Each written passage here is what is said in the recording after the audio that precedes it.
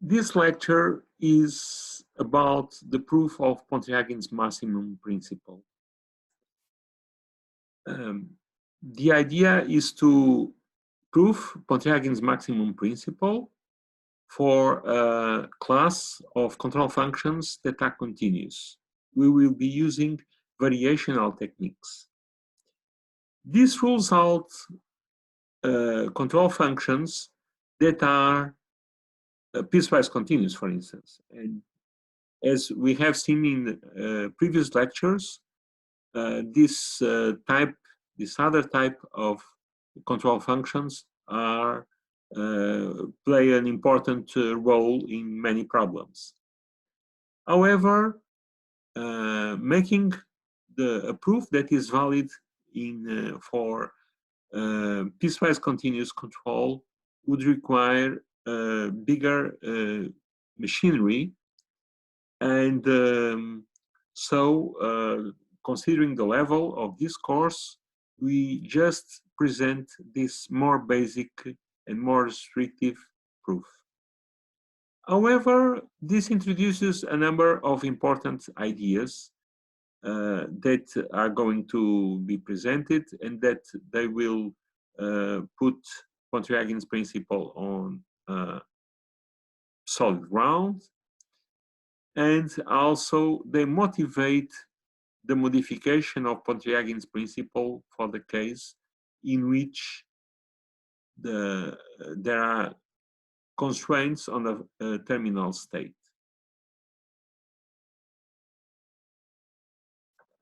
So the problem to consider is this basic optimal control problem, where we have a state x dot equal to f of xu, a state x that verifies this state model, this set of nonlinear differential equations with an initial condition, no state constraints, no final state constraints. T is operated, belongs to some interval between 0 and capital T, with capital T fixed, and at each time T, U belongs to a set capital U of admissible values for the control. And we want to find a function U defined in the interval 0 up to capital T that maximizes the cost J of U defined as presented. So it has this terminal term psi of x of t plus the integral between 0 and capital T of a Lagrangian or running cost L of x u. Remember that the difficulty with optimal control problems is that you cannot use the common basic method of maximizing a function that consists in computing the derivatives with respect to the argument and equating these derivatives to 0. Why? Because the cost functional is a function of functions. That is to say, J of U maps functions, control functions on a real number, on real numbers, better to say. So you cannot differentiate J with respect to a function. You don't know how to do that. So the proof strategy is different. We want to characterize the optimal control function. And we characterize it in this way. Suppose that U is an optimal control. And you do perturbation of this optimal control. So let U OPT be the optimal control, and let the delta U be a perturbation of this optimal control. When you compute the difference of the cost function at the perturbed function, at the perturbed control function, with respect to the optimal control, you get a negative value. This is by definition because you want to maximize your J, and by definition of optimum, J of the optimal control is the maximum possible, assumes the maximum possible value. So delta J must be smaller than 0 if you do this. So what is our strategy to make the proof of Pontryagin principle? First, we are going to modify the cost functional and to write it in a different way, or to have an equivalent cost function that is equal to the original cost function along the trajectories of the state equation that we are going to consider. And this modified cost function will allow us to make some simplifications.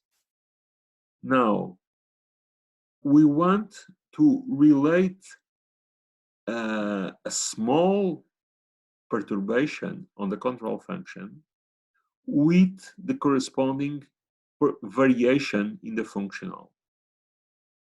And this is done in a way that retains only first order terms, thinking of a Taylor expansion approximation. And then we are going to express the condition that the variation of the functional is negative through a condition in the Hamiltonian at each time instant. So let's follow this program. So the first thing is to define this modified objective function.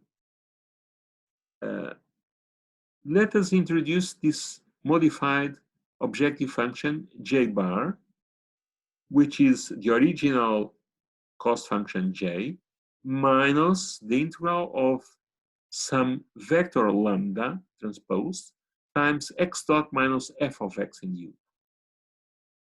If x verifies the state equation, the terms between square brackets is 0.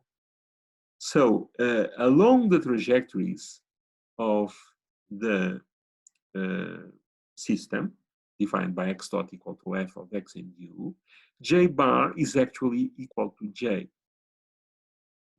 whatever this lambda vector might be. The idea is that later we will be imposing conditions on lambda that will be convenient.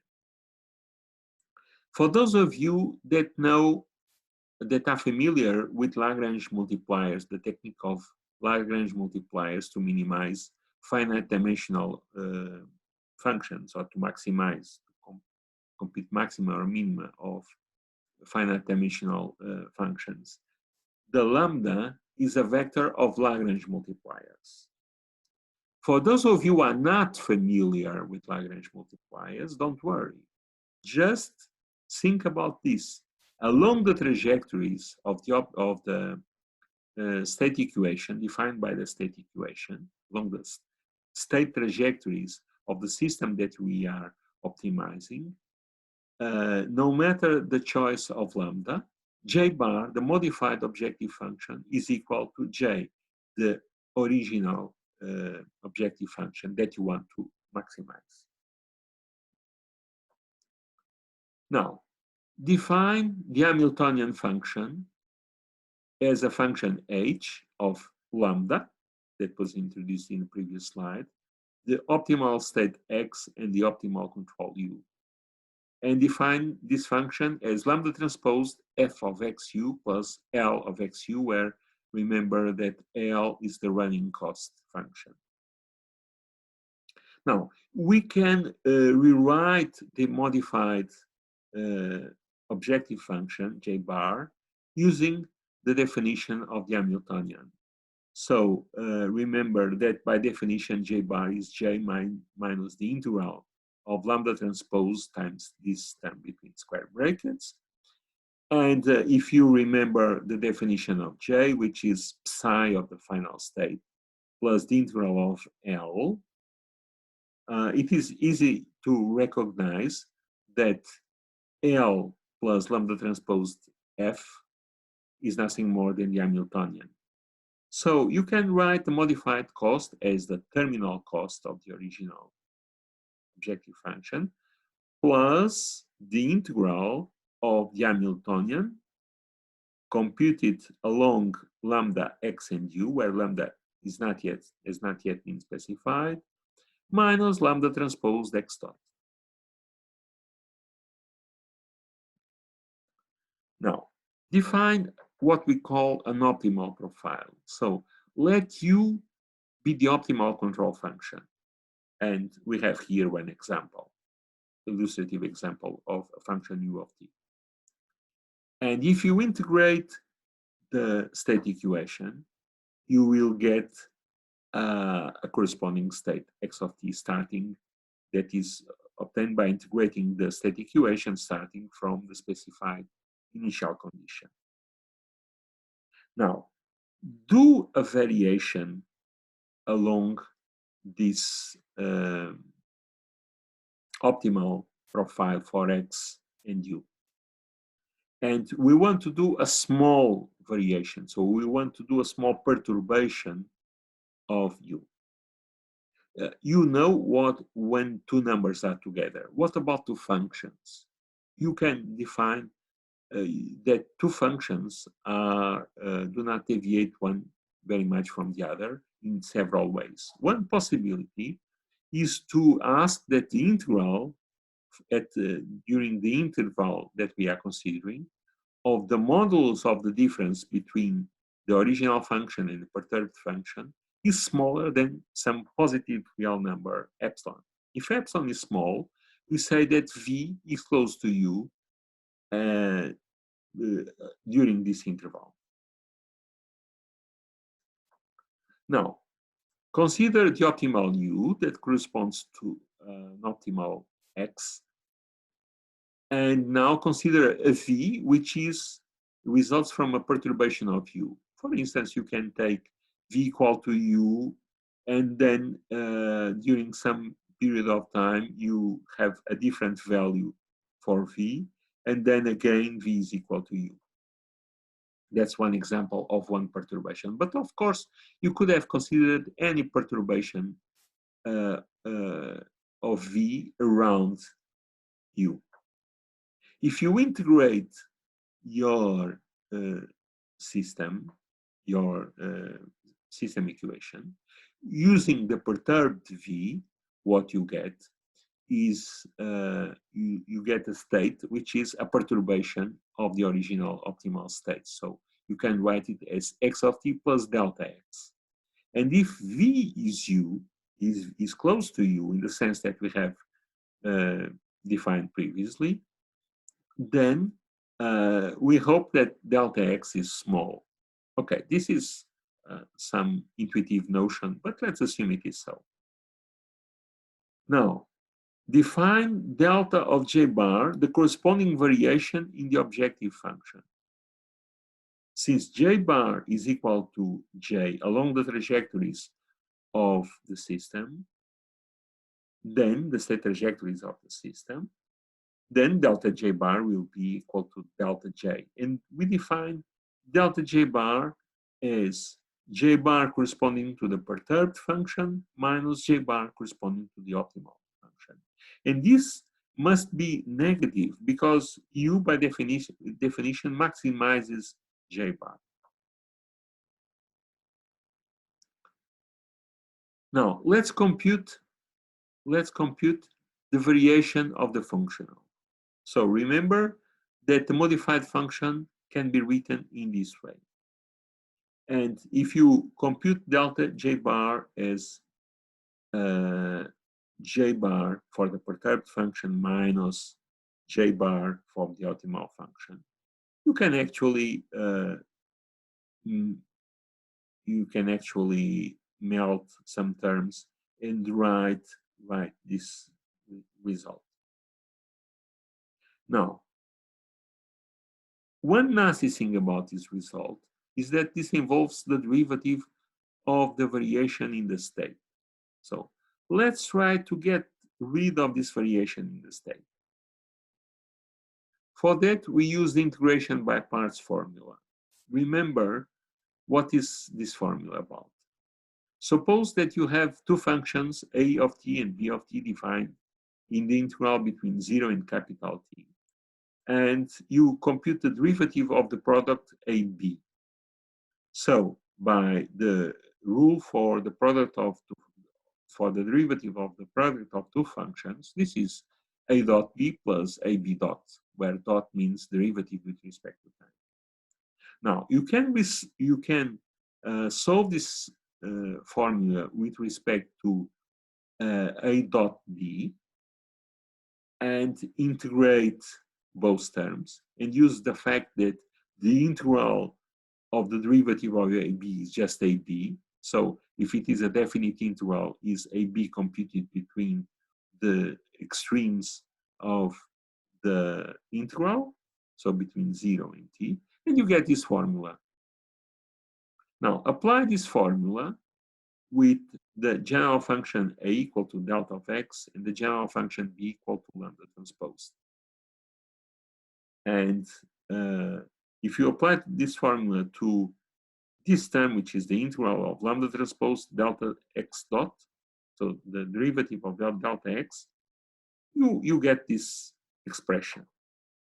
Now, the second term here is 0, because delta x of 0 is 0. Indeed, when you do a variation of control, you do not affect the initial value of the state. So the variation of the initial value of the state, when you do a change, a variation or a perturbation in the optimal control, remains 0. So this term is not there. It's just vanishes. So this term in the first line can be written as we have just shown, using the formulas for integrals. Now, we had concluded that the variation of J bar had this expression. Now, replace the integral of this term by the first line. And if you replace it, you get rid of the derivative of delta x and replace it by the derivative of lambda and delta x. And you have also this extra term. But the important thing is that the derivative of delta x is no longer present. Now, the next step is to make a Taylor series approximation of first order for the final function with respect to the terminal final weighting function with respect to the terminal state, and also for the Hamiltonian with respect for x of t with respect to the variation at time t. So in each case, you can write using a Taylor approximation that psi of x of t plus delta x of t is the unperturbed value of psi plus the gradient of psi with respect to x times the variation delta x, and the same for h.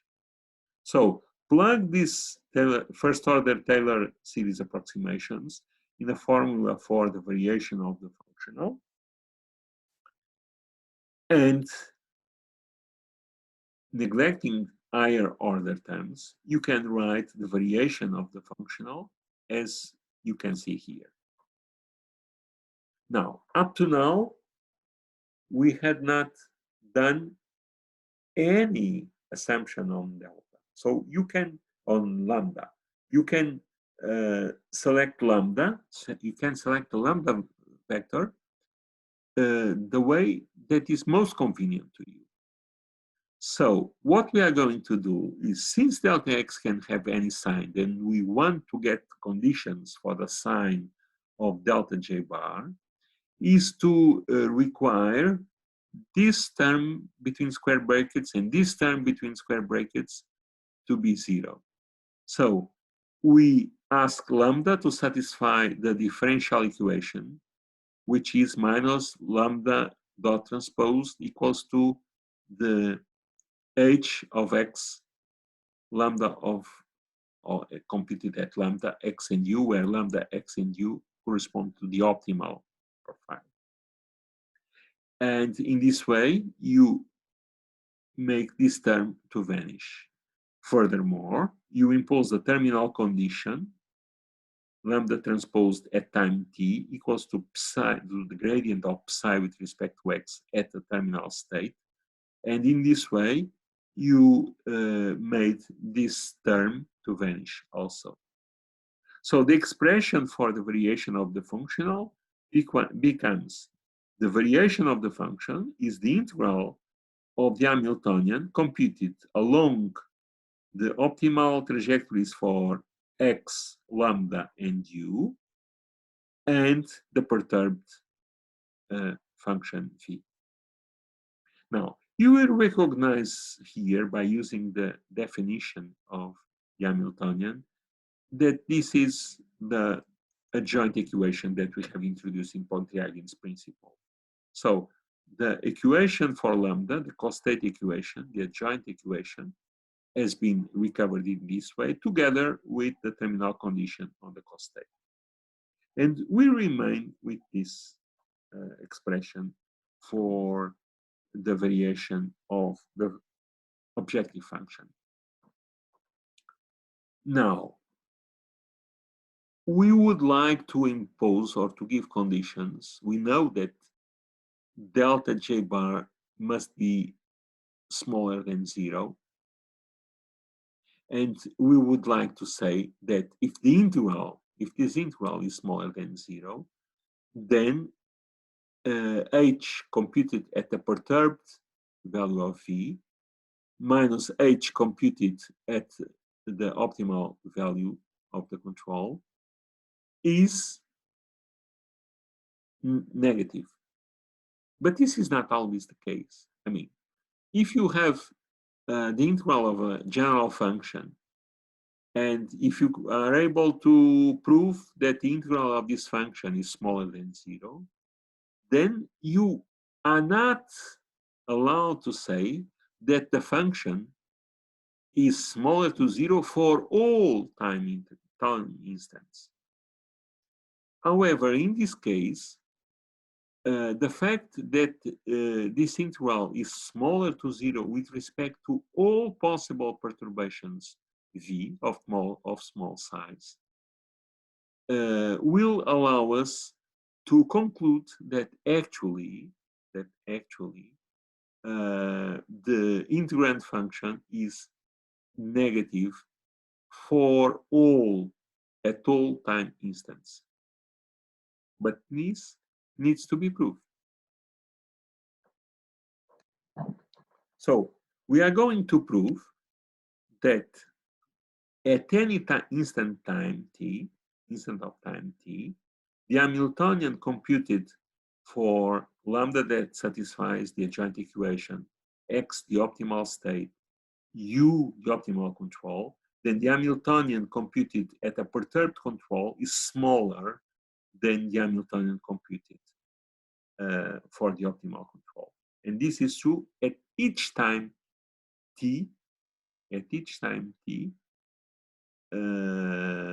pointwise. Now, to prove this, we are going to use a technique of proof known as proof by contradiction. And in the proof by contradiction, what we do is you want to prove a thesis. So you start by assuming an assumption, by assuming an assumption which contradicts this thesis. That's why it's proved by contradiction. And then you end up with a contradiction with your initial assumptions.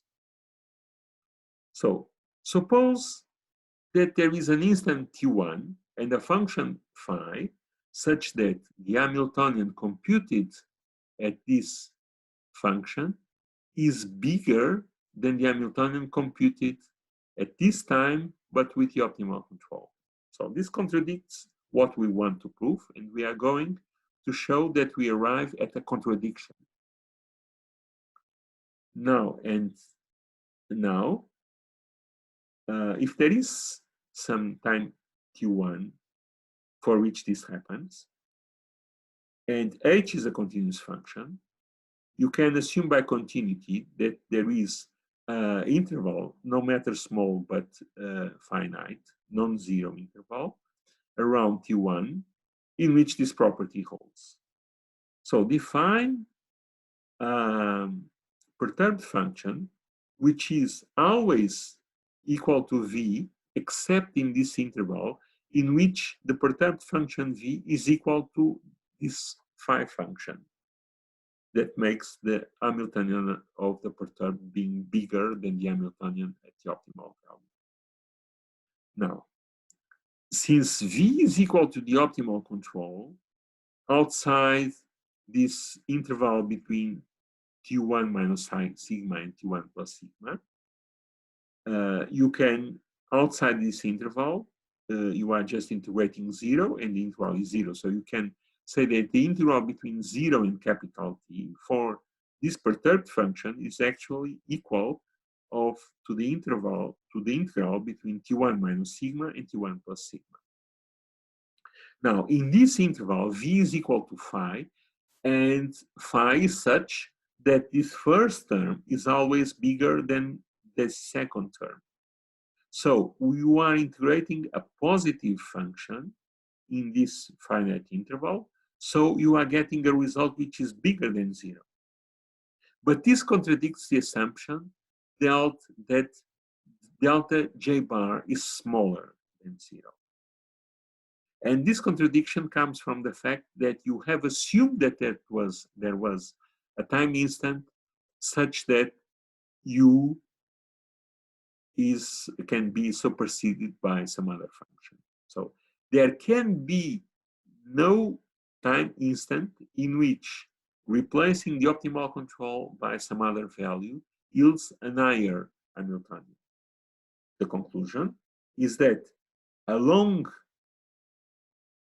an optimal trajectory for x, u, and lambda, the Hamiltonian is maximum with respect to the function, to the control function u. And this concludes the proof of Pontryagin principle.